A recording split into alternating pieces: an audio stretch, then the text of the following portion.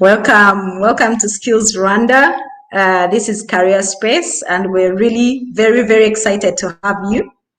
As we give people a few minutes to join, I already see people have joined. Welcome. If this is your first time here, welcome.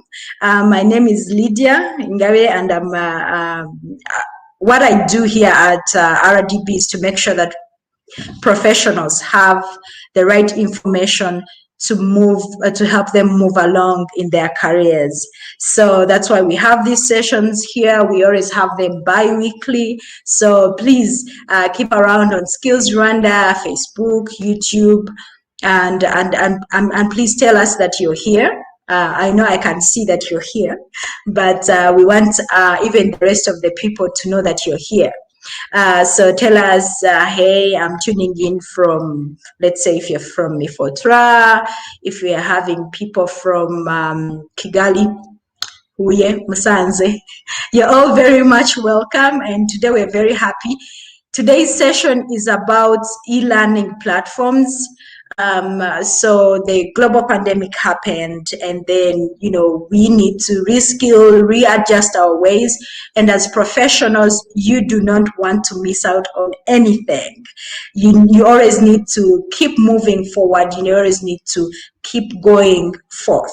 So that's why we're having this session today. I want to tell you about all the free learning platforms that are available in a wonderful partnership. So welcome, and please send in your comments, questions, tell me where you're watching from, and I'll be very happy to know that you're here with me. And in just a moment, I'm going to bring on my co-host, and that's Norbert. He's going to come and join us. Norbert, you're welcome. Please say hello to our people who are listening. Thank you very much, Lydia, for that warm introduction. It's good to be back. It's been a while since we last saw you guys. We're happy to have you here. We see you guys here commenting in the comment boxes. We have David Mutabazi just saying hello. Emmanuel also just saying hello. We are here. It's good to hear from you guys. It's good that you're here. Comments are just flowing in.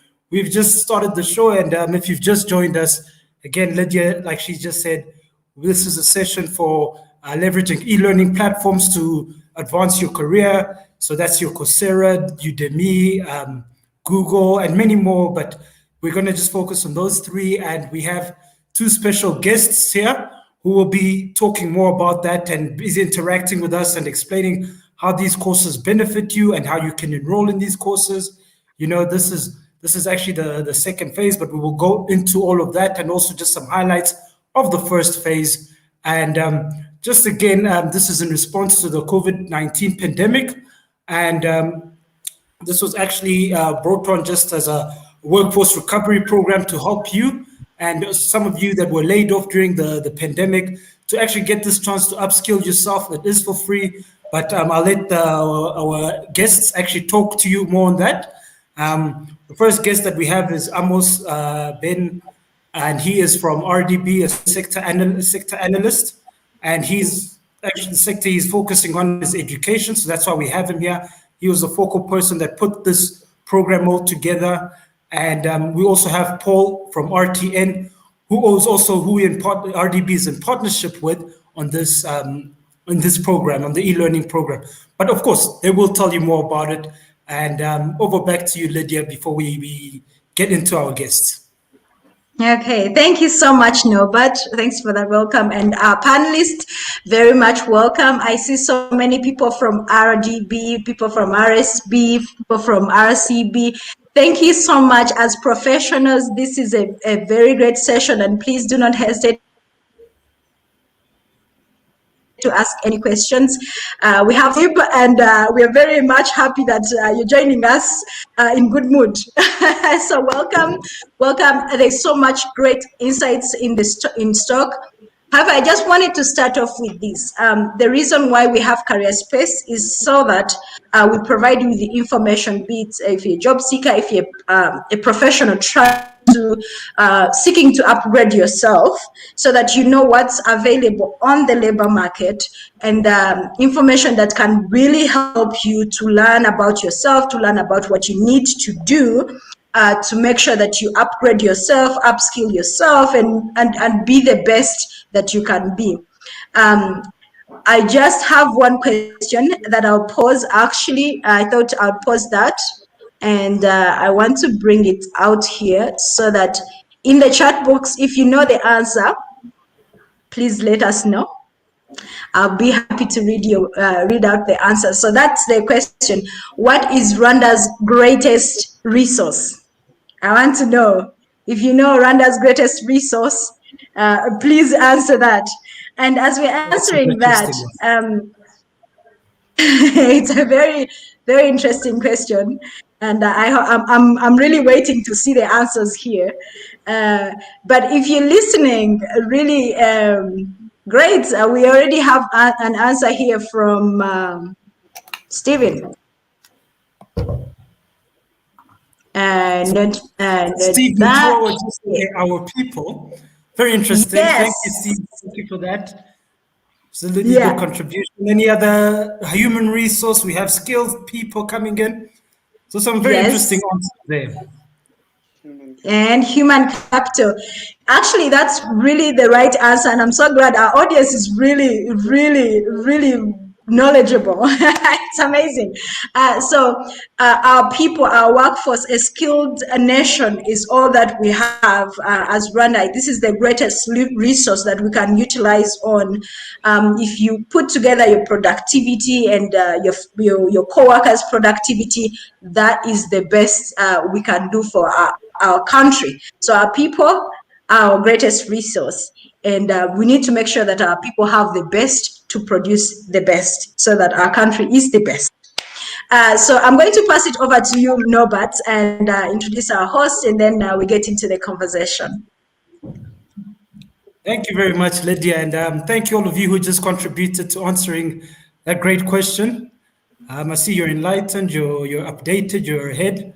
And so without further ado, I'll just bring to you our panelists. Maybe we can just start with Amos to just introduce himself, and then we'll jump to Paul. Over to you, Amos. Thank you, Norbert. Thank you, Lydia. Hello, everyone. I'm Amos Fitundinda Ben. I'm a sector capacity building analyst at Rwanda Development Board in Chief Skills Office. I'm very, very, very much glad to meet you. There, I can see great friends of mine. We've been interacting on Coursera in the first phase, and it's my pleasure to meet you. Thank you.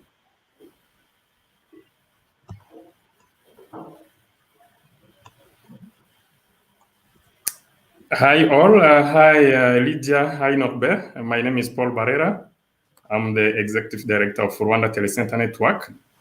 RTN simply it's a distribution network which facilitates access to various digital services. We are facilitators simply because we provide access to digital services, one of them being Irembo, financial services. So through our network of around 2,500 digital service agents, we are able to facilitate all these digital services. And these agents normally are in all parts of the country. So wherever you go on the road, wherever you go in the small cities, you will see Irembo agents, you will see financial agents. So those are, most of them are part of RTN. So I'm very happy to be part of this forum. And so we keep discussing more on the main topic.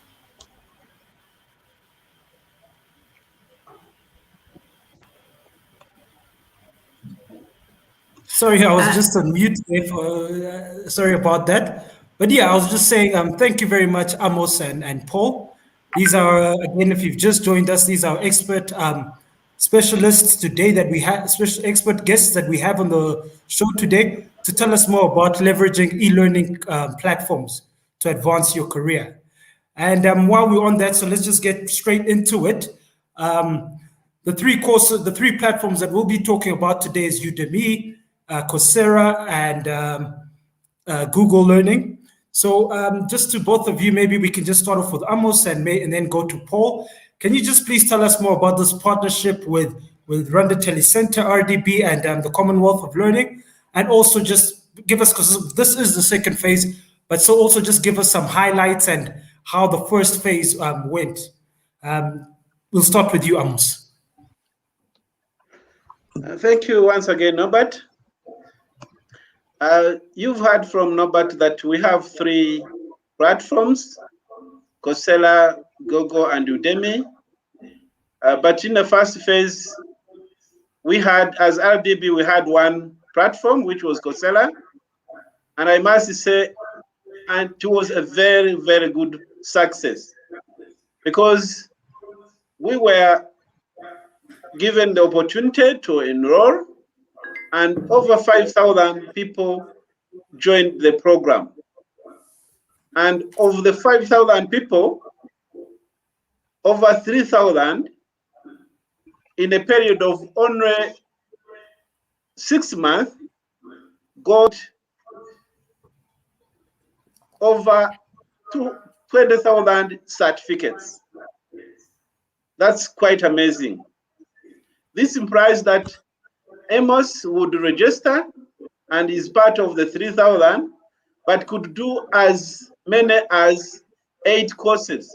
And out of these 8 courses, if he completes them successfully, then he got a certificate in all those subjects that he took, all those courses he took. There were quite many of those courses, variety of them, in different specializations, in business, in information technology, in social sciences, and in engineering, and even personal development. So they were really nice. The feedback we got from the learners is that they were really very good for them. And the reason why we had to go for another phase, where we have partnered with our greatest partner, RTN, and here we are. We have already started. Thank you, Norbert. Over to you. Thank you very much, Amos. Thank you for that insight. So, yeah, there you have it. I think most of you had joined the first phase, which was a great success. So that's why we followed up with this phase and with 2 more platforms. Let me just hand over to Paul also, just to tell us a bit from his experience in RTN, how the first phase went for them. Over to you, Paul. Yeah, thank you very much, Norbert. Actually, the e-learning journey started in 2019, when we started our first e-learning project with the Commonwealth of Learning. So that was a partnership between RTN and Commonwealth of Learning. And during that, we were targeting our members who are digital service agents and other community members. For that first phase, we trained around 1,002 people, and all those got different certificates from Udemy. So at that time, we were using Udemy as a learning platform. Then last year, that's during COVID time, RTN and Commonwealth of Learning, together with the Coursera and RDB, we launched a new program called Workforce Recovery Program, and that was the result of COVID-19. So to help those who lost jobs to the pandemic. So at that time, we had a target to enroll 4,000 learners, and we achieved a very big success, whereby we enrolled the over 10,000 people in a Coursera platform. So this year, again, based on the success for the previous programs, that's when we signed another agreement with the Commonwealth and the partnership with RDB to launch a 3-year program, which started in April this year, and it will end in 2021. So in this new program, we are aiming at reaching 2,000 people in Rwanda. And we have already engaged 3 platforms, as my friends Amos said. We have Udemy, we have Coursera, and we have Google. So each year, normally we have 2 cohorts. One cohort started in April, it's ending with September, and then another cohort will start in October, and then will also last for 6 months. So basically, that's the journey we started in 2019 up to now. Thanks, Albert. Thank you so much, Paul. So as we're having all this conversation about Coursera, I'm very much aware that people from our audience, this is not your first time, and as you explained in the comment section that you've got this, you've been part of this series, and please actually feel free to let us know. Feel free to let us know that you've been part of this, and tell us in the comment section actually what you benefited from as you took on these courses from Coursera. Now, I just wanted to ask our panelists, please, if you could if you can let us know what are the e-learning platforms that are available, and what are some of the courses that are on the platform, so that maybe even if you can say them in terms of sectors where they're beneficial, if it's in IT or business, please tell us about that. What are the platforms available, and what are some of the courses available? Yeah, thank you very much, Lydia. As I said, currently we are working with the 3 platforms, Coursera, Udemy, and Google. So they all have different courses ranging from management, business, economics, and IT. So for instance, in Udemy, if you access to Udemy, you will have access to more than 5,000 courses. If you get access to Coursera, you immediately have access to more than 400 groups of courses. And if we take one individual course, that will also be counting in more than 5,000 courses. So in Google, that's why we have a few specialized courses.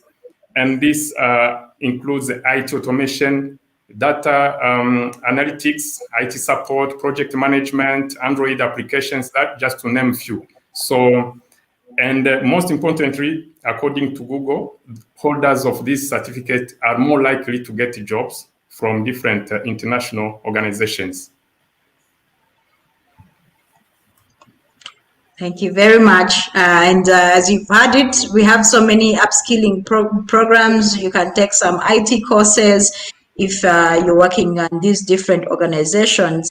It's very important to make sure that you know what's going on in your field, and you know the way forward. Thank you very much. Thank you, Paul, for that insight. I think it's great, those 3 courses, all those courses. And I just want to add also, to Amos, maybe you can just tell us what is the added value for professionals enrolling in these courses through these platforms. I know some people always say that, no, I've got a master's, I've got a degree already. Why do I need to carry on study? Maybe you can just give us some insight on what is the value added for these courses. Thank you again, Norbert. I want to start it this way. Every time you take a course, or every time you want to study, you expect an added value to your skills, to your knowledge. And in this case, with the platforms that we have, for those who have joined, maybe who had Coursera before, and even Udemy and Google, the courses are provided by top-notch global universities. This implies that you are taking a course that is offered by, say, Hague in Paris, or University of London. And so it is a material that has a quality content. So by and large, there is added value in the knowledge that you are going to get. The people, the instructors that give it out are excellent professors. If you look at their biography, if you look at their CVs, These are guys who have had maybe teaching or instructing or lecturing as part of their life. So they know what they are giving out. So you are gaining knowledge, you are gaining skills. And of course, as a professional, you have to have continuous professional development. And in this case, the courses that you take are increasing on your CPD, as we always say. So there is real great value that is gotten by taking these courses. I'll give an example, maybe starting with myself. The first phase, I told you I took about 8 courses. And some are in my career background, which is human resource management. I had to take some courses on talent management. I had to take some courses on recruitment.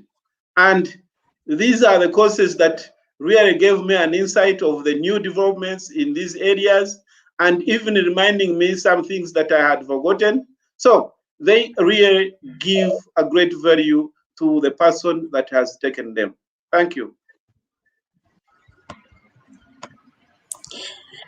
Thank you very much, Amos.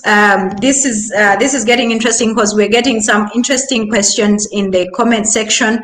We will get to those questions. We want to get in as much information as you can before we get to the questions. So as well, if you have your questions, please put them in the comment section.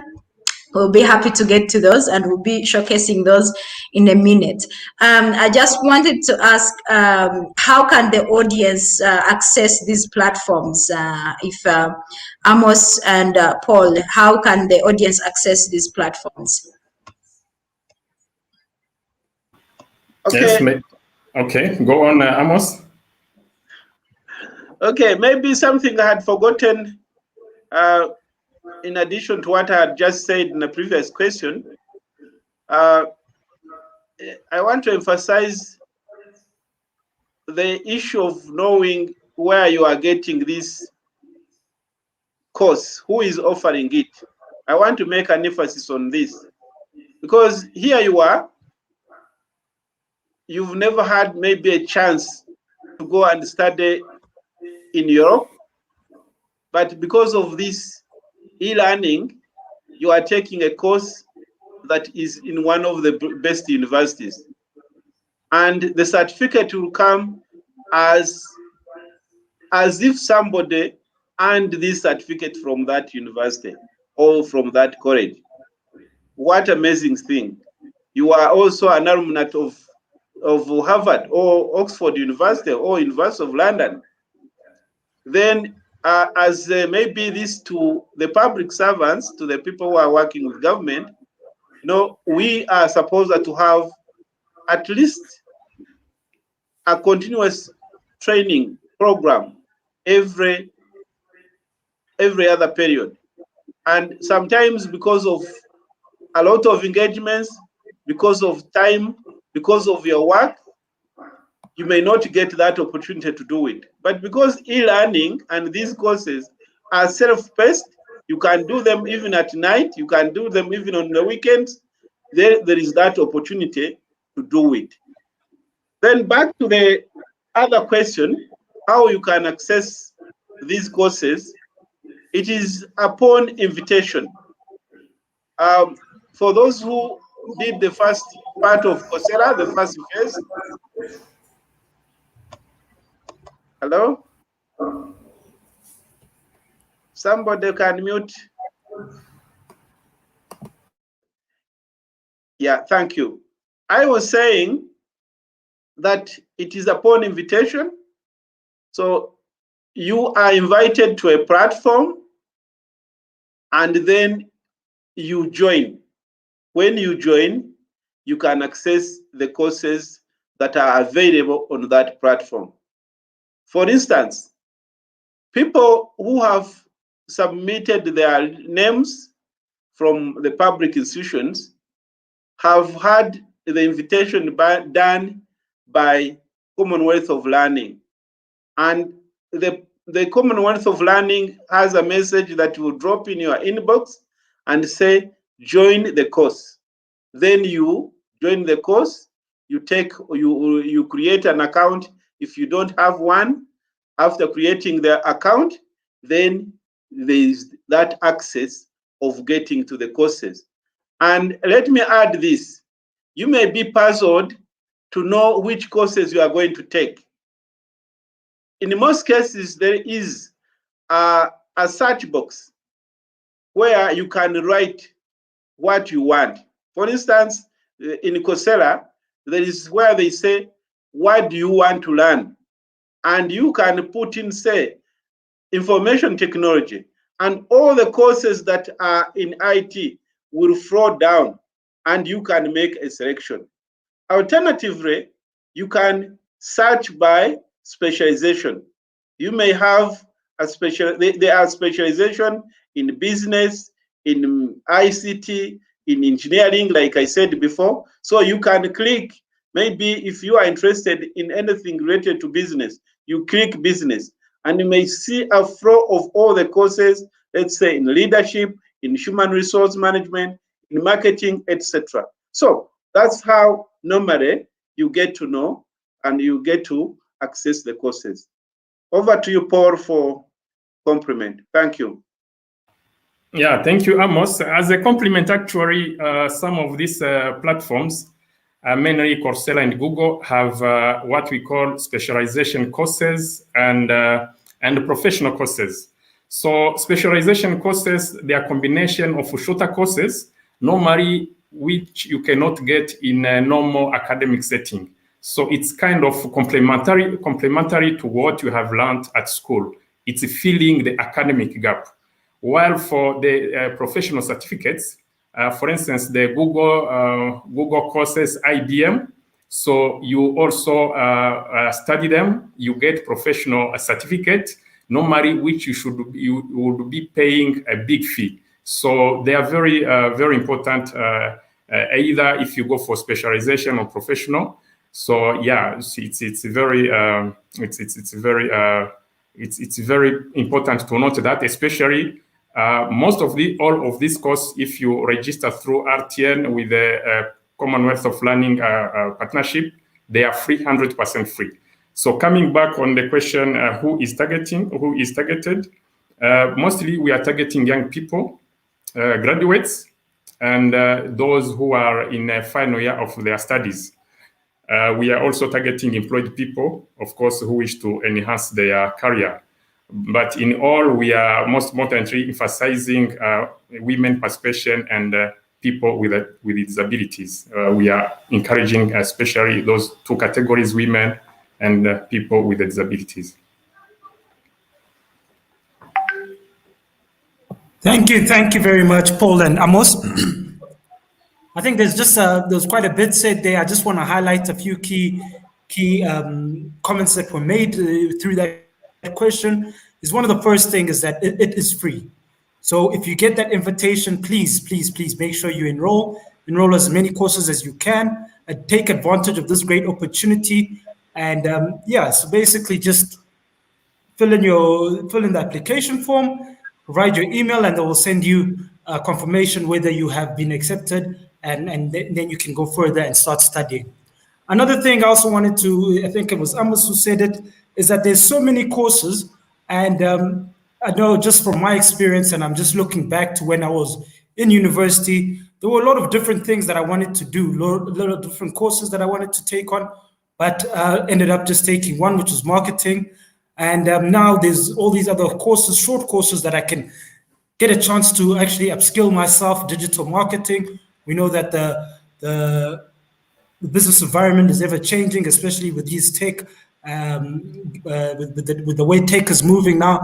So it gives you a chance to even update your skills to what is happening now.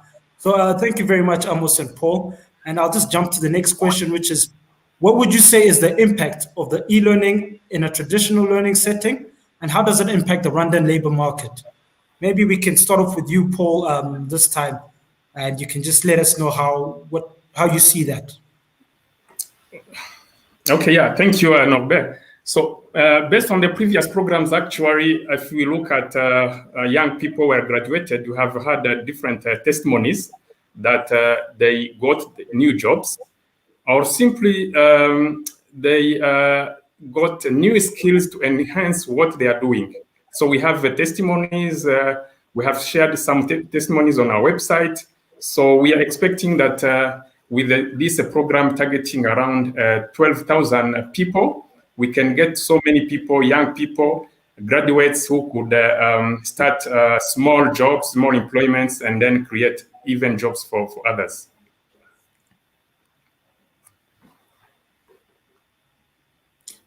Amos, you want to also jump in there and give us a bit of your take on how it is affecting the Rwanda's labor market, how these e-learning platforms impact the labor market? Yeah. The impact, I think, is drawn from the testimony, like Cora said. The testimonies, if I may start, I said, I don't want to look selfish, but I've given you my testimony. But I also got testimonies from various learners from the previous phase, telling me that, you know, I had forgotten all about digital marketing. The little I had learned in the university, I had forgotten about it. And here I'm doing it very well because of Coursera. Then the other one tells you, no, my digital skills have improved to a greater extent. So that tells you that there has been an increase in skills development and also knowledge enhancement. And definitely both do impact on professional development of individuals, even to the professional competence, even in institutions. Because if you learn something, or if you add value to what you knew, that increases your competence and the quality of work that you do. So, by and large, the courses that were taken and are being taken are impacting greatly on the labor force of the country. And two, even for those who are not working, they are able to broadly be competitive, because here they are taking on courses which are on a global standards. So he or she will not fear to compete for a global position, because he knows he has gained skills which have been given by a very high-notch university, which is considered highly on a global standard. So it has really impacted on our labor force competence. Thank you. Thank you so much, Amos and Paul. This is a very great discussion. And just before we head on to the questions, in case you didn't catch us in the moment, we happened to pose a question that said, what is Rwanda's greatest resource? And then we got answers, really wonderful answers that said it's the people. So if we can scale up the people, if we can upskill the people so that they are able to produce productively, efficiently, and in a short amount of time, the development of this country is skyrocketing. So that's why the Skills Office is really involved in making sure that these programs are accessible and they are free, and it's really important. And just to supplement what you're talking about, Amos, and what you asked Norbert, the point about how because we're accessing content globally, I think it's one of the blessings that happened out of COVID, is that you can sit in your home and still get access to this wonderful information from wherever. And it's also one of the things, because we have to be mindful as a people that with technology, we have this globalization. we are always calling on investors to come and invest in Rwanda. And that's why we always want you to have the skills, so that we don't have people coming in and complaining they can't find the talent. You see, it's really important that you stay up to date, you stay informed and engaged and knowledgeable, so that we can compete. If you're a job seeker and if you're a professional, you're not only competing on the Rwandan level, you're competing on a global level, because we always have people migrating, people moving into Rwanda, people moving out. So it's really good that we have these professional courses that give you a wide range view. It opens your mind to different views, so that you're able to stand out as a professional. So with that, we do have some comments and questions from our audience. I think we have one from Jean Damour, and he asked this earlier on. He says, I'm studying through Coursera, but getting certificate, first you have to verify your ID. But how may you assist me to get my certificate? Is there another way to verify it? Amos, do you want to come in here? Okay. Yeah, I'm going to give my experience, because this is not the first time people have asked this question. Yeah, even in the first phase, there were incidences of such. There are certain courses offered by some universities that to get a certificate, you have to verify that you are the real learner. And so you go through a vigorous way of verifying, to an extent that they will ask you to scan your ID, whether passport or a national ID. Now, the challenge has been that at a certain point in time, people fail to follow all the instructions. And you do it several times, and at the end of the day, you fail. So they say you cannot get your certificate. For people who did the first phase, most of the people, the phase closed when they had not yet gotten the certificates. We tried to engage Coursera, and they told us there is no way we can do it, because the system has now closed. It's very unfortunate.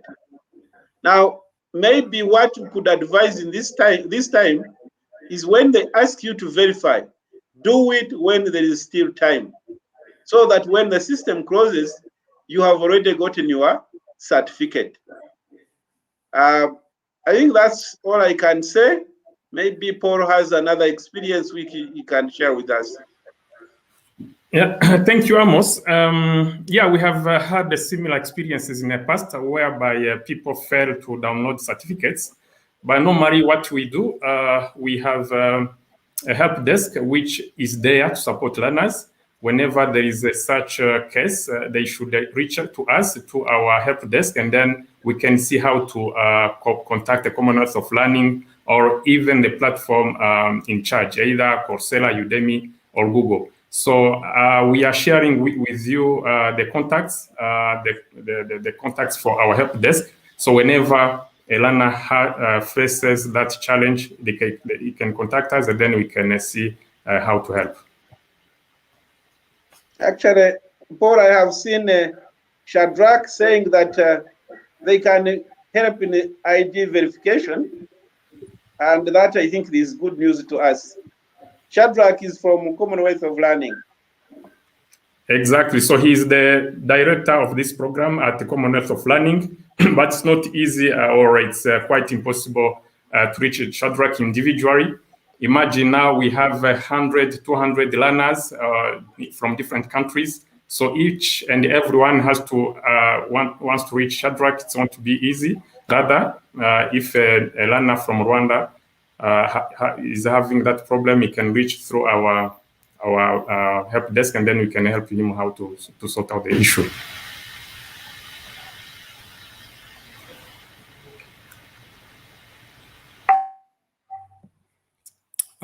Okay, thank you, and if you just look at the comment section, you will see the contact help desk.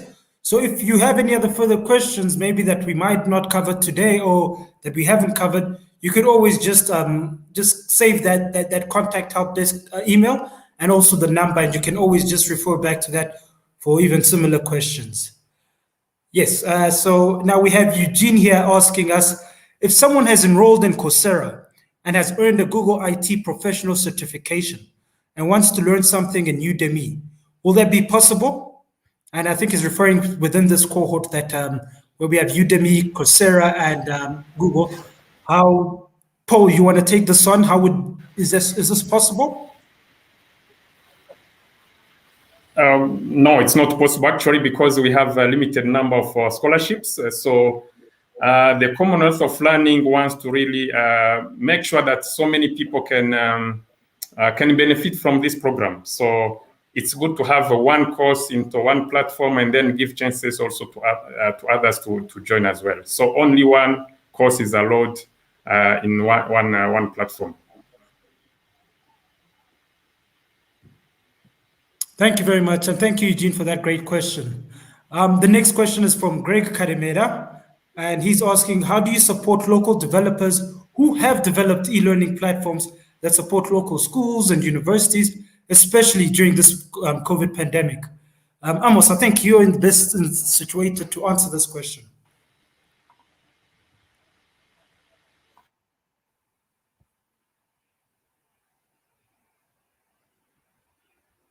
Hello, Amos, I don't know whether I've got his question clearly. Let me just elaborate on that. I think he's I think he's from the private sector, and he's also developing his own e-learning platform to help students, especially at I think local schools, he says, and universities. So I think that's different from the Coursera, Udemy, and Google platforms that we offer. But I think it's just a general question asking, how do you support other people in this space, that other companies in the space per se, that are doing the same thing? Is there any support facilitation we have? Is there anything you can assist them with?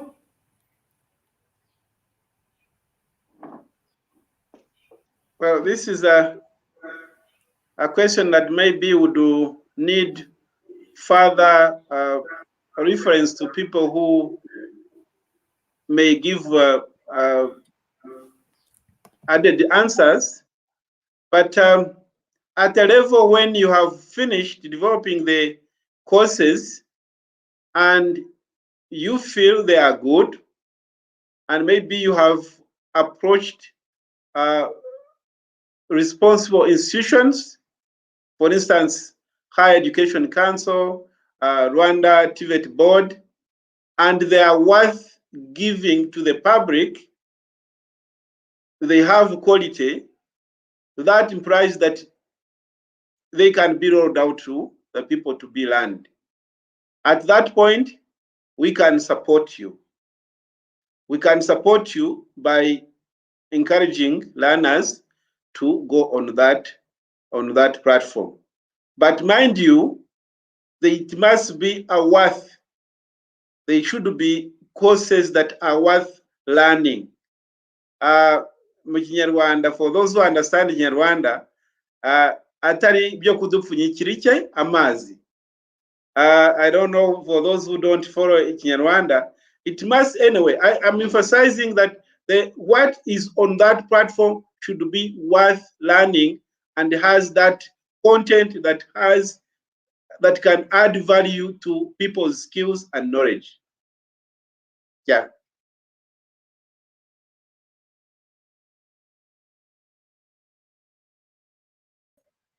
I think this one is also a supplement. Someone is saying we also have a Telegram group that helps us to coordinate and give support to all the learners. We sent you an email to ask you to join us. This is from Uimana Lawrence. Thank you very much, Uimana, for I don't think this is a question. I think it's a comment. Thank you for that comment. And we do have a question here from Vienne Mugawa. Is the next phase of learning open now? Paul, do you want to get into this? Yeah, normally we keep accepting applications, and even for the first cohort. So we're still accepting applications, and then when we close even the first cohort, we'll still be accepting new applications, and those can start with the second cohort, which is starting in October. So please, if you want to enroll into any program, fill the application on our website, rtn.rw, and then you can reach us to us if you are an institution private. If you are public, you can go through RDB, and then we'll be happy to help you start a course you want. That's wonderful. I think we do have something from B. Shadrach. Paul, do you want to again elaborate on this? Yeah, so Shadrach is from Commonwealth of Learning. Actually, he's the overall manager of this program, e-learning program at Commonwealth. So he's saying that we normally have a limit from Rwanda. There is a limit per cohort, a limit per year, and which makes a total of 12,000 people in 3 years. So once the limit is over, then the new applicants are taken to the next cohort. As I said, once the first cohort is closed, then we'll be taking the new applicants to the second cohort. Great. Please, if you have any questions, we are almost towards the end, and I would like to thank everyone who is still with us right now. And for those people who will be watching the recording, of course, we always love to view, to see you. And if you're not able to catch this live, if a friend wasn't able to catch this live, we usually have these sessions, like I said, bi-weekly. So not next Thursday, but the other Thursday, we'll be having another section. And this is Career Space. It's just to help you as a professional grow. We usually have very many insightful conversations that go on. So we really ask you to follow Skills Rwanda if you're interested into these kinds of conversations. And as well, they do stay on our YouTube channel, so you can view them later. And we do have, you can always write to us if you have any questions.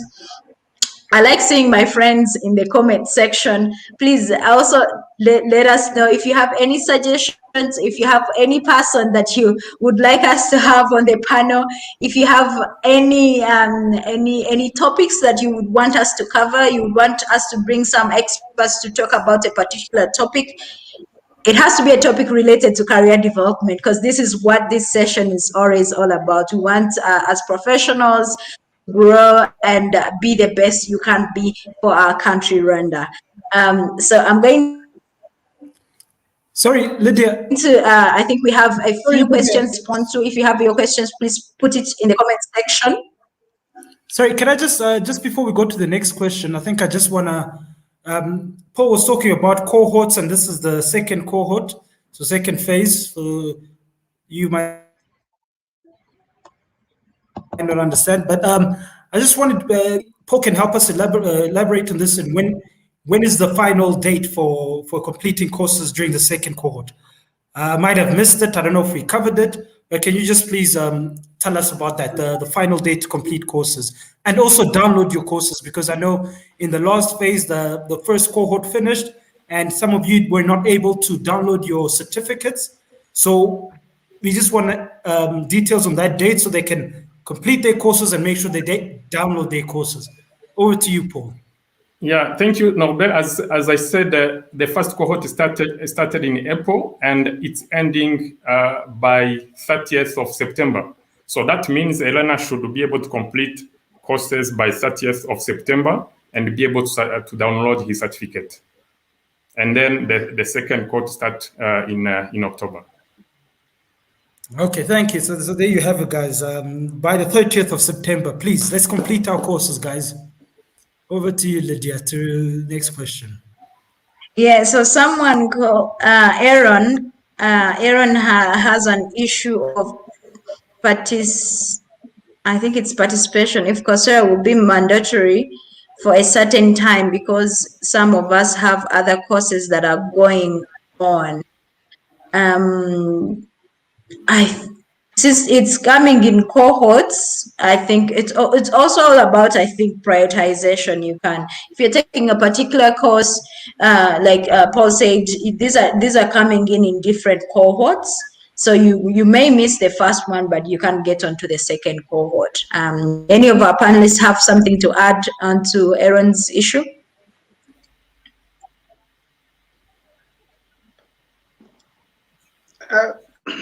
Yeah, you know, these platforms are part of the MOOC, which is massive open online courses, and they are self-paced. They are self-paced. That's why I mentioned that you can do them over the weekend, even in the evening. Meaning, what you have to be conscious of is when the courses are ending. If you started a course and is meant for 4 weeks, make sure you finish it in the 4 weeks. Otherwise, you may reach that period if you have not finished and maybe they broke your entry. But there is also an advantage that you have, that they normally give you to adjust the timelines. But like Paul said, if we have been given 6 months for this cohort, don't go beyond 6 months.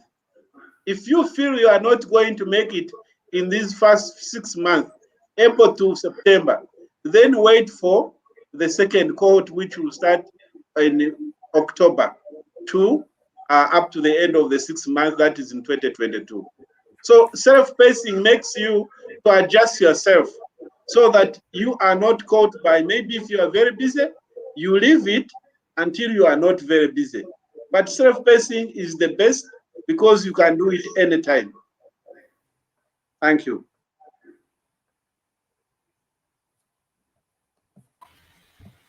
We are going to take on 2 more questions and head on to our conclusion. I think we have a question from Eugene. No, but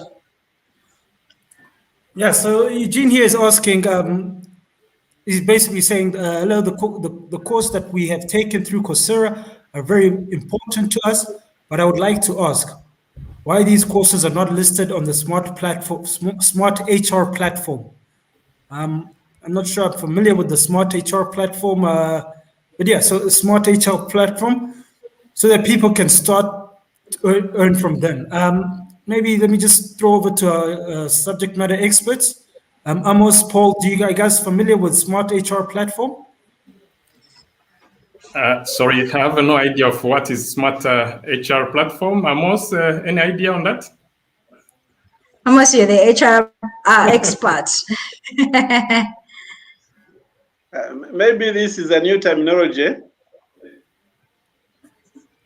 I think maybe Eugene, you can, in the comment box, you can elaborate on that. But I think he's maybe talking about the e-recruitment platform within the for government jobs.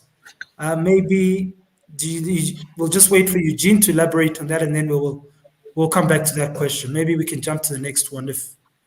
Yeah. Yes, as well, Eugene, I think this has been a challenging question. The Smart HR, Mifotola platforms of e-recruitment. Yes, I think we do understand. I think we can take on this as a suggestion that has come up. So we will put it forward as a suggestion so that they can be included, and then we'll follow it up. I think it's a great suggestion that you've put forth. So one last question is... Lydia, let me sorry, Lydia, just before you go forward, I think just to add on that, I know on e-recruitment, when you're applying for a job within the Mifotra e-recruitment system, there is a section where you can upload other supplementary certificates and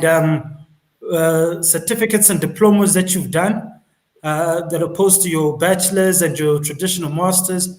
So on that section, I think you can actually upload these Coursera certificates that you get, or Udemy or Google, and this will actually boost your chance of getting a job because you're showing that you're more skilled in more than one area. So always just look out for that section where they say upload other documents within that e-recruitment system. I hope that answers your question, Eugene. Thank you so much for that insight, Norbert. So someone here asked Elkovic, I don't know, meaning if we register now, we'll start learning in October. I think this asks to Paul about the cohorts. Yes, so yes, I can see Alekov VS is asking whether if he starts today, he can start in, if you register today, he can start in October. Yes, we have checked. There is still room to accommodate you in any of the 3 platforms, Udemy, Coursera, and Google. So if you register as soon as possible, there is a high chance, thousands of chances to start learning on any of the 3 platforms you might choose. And please, I remind everyone, once you register, you have to check your email and make sure you click on the invitation sent to you and start learning in the next few days. Otherwise, your chance of your scholarship will be denied and given to somebody else. Mm-hmm. Maybe okay, Lydia, thank you very much. Yes. Lydia, let me take the opportunity to inform people from public service, I mean from government institutions, who were invited to nominate people to participate. What the process has been that a government agency or a ministry will send names of those who have been nominated, and then we submit them to RTN for eventual invitation. So we may not know who is interested as RDB Chief Skills Office unless we get the list of those who are interested. There is a template which we disseminated.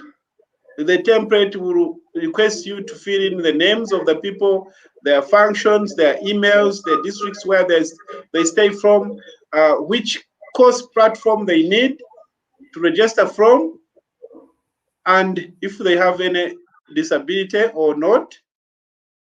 I mean, if they live with any disability or not.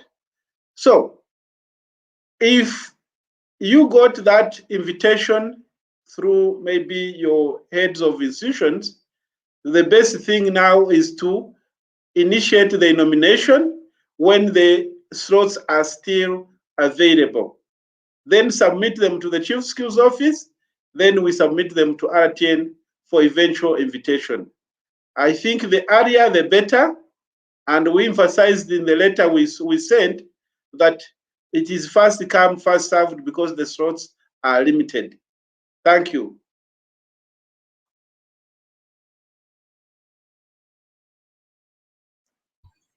Thank you very much, Amos. This is all the time that we have. I think we're going to give Paul as well as Amos and Robert to give some conclusive remarks, anything that you would like to pass on to our audience. Our audience, you've been very wonderful. We're very grateful. Thank you for the meaningful questions and suggestions. We really appreciate, and we hope to have you next time on next session. Please follow Skills Rwanda to be updated on when the next session is, so that you don't miss out. Over to you, Paul. Do you have any conclusive remarks that you want to give out? Yeah, thank you, Lydia. One small remark is to remind those who wish to enroll to courses to start soon, as soon as possible, so that they can be accommodated on this first cohort. Even though they might not chance to be accommodated on first cohort, but they still chance to be accommodated on second cohort, which is starting in October. So September. September is not far from today. And the other point I want to mention is really appreciate the partnership with the RDB, the Chief Skills Office. We have been working together in a very very important task. And most importantly, I wish to appreciate the support we got from Commonwealth of Learning. So hopefully this initiative is going to benefit to many Rwandans and change lives of many Rwandans as well. Thank you very much.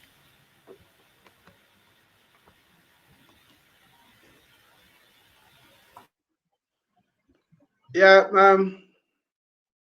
First of all, I want to thank our beautiful audience. It has been nice really meeting you. Of course, the moderators and Paul, specifically for the partnership we have with the RTN as RDB and as a coordinating office in skills development.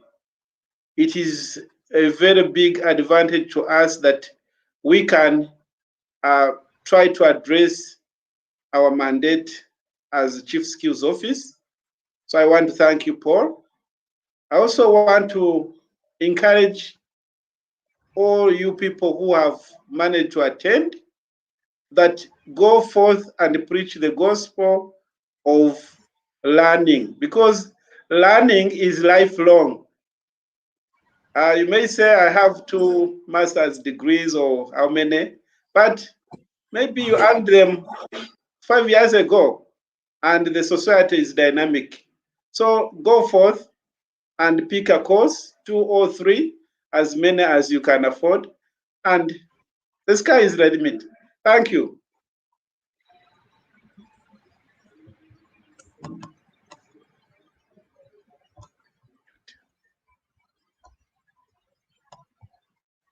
No, but I think you're mute. Oh, sorry. I think. Sorry about that. I think I need a course myself on these streaming platforms. Also, I hope they do have one on Coursera. But yeah, thank you very much, Amos and Paul, for your great insights.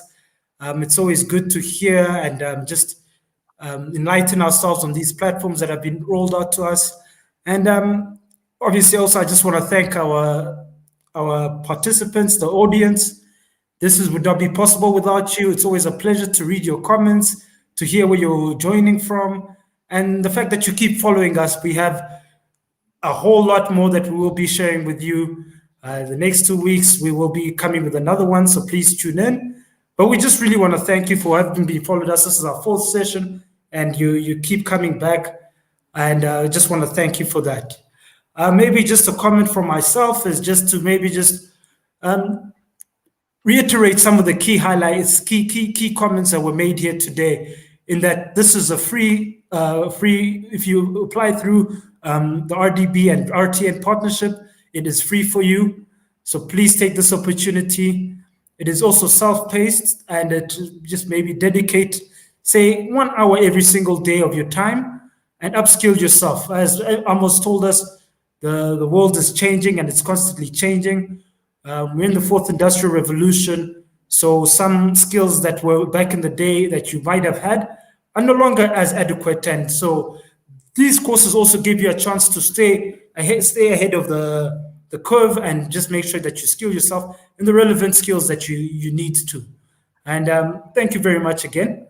And I'll see you in 2 weeks again. Over to you, Lydia. Well, thank you so much, Norbert. And I can see, thank you so much, our audience. But before we conclude, I know this is, you save the best for the last. And we do have someone who has just called in and would like to recognize Francois. Francois, if you can hear us. Yeah, thank you very much. Thank you very much. My name is Francois. I'm a PhD student in the Department of Cooperative and International Education at Chicago University. So I have been taking different courses to set up platform. And really, because I got the opportunity to learn even different skills related to my educational background. So that's thank you. Thank you very much, Francois, for joining us, and I hope this has been a great session, and it's been a pleasure having every one of you, and we'll see you next time. Goodbye.